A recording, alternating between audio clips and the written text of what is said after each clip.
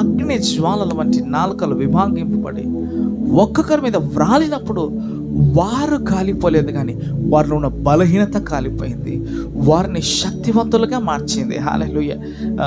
పేతురు జీవితంలో చూస్తే, పేతురు ముమ్మారు యేసుక్రీస్తు ప్రభువును నేను ఎర్రగను అని అబద్ధం ఆడాడు, నిలబడలేకపోయాడు.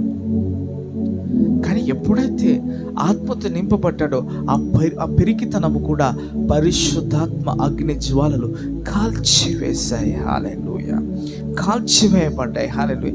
వారిలో ఏ బలహీనత ఉందో ఆ బలహీనత అగ్ని జ్వాలలు కాల్చివేశాయి.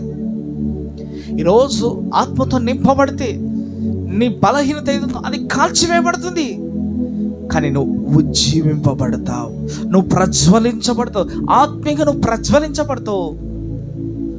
ఆత్మీయంగా ఆ అగ్ని జ్వాలలు నీ బలహీనతను కాల్చివేస్తాయి, నీ దరిద్రతను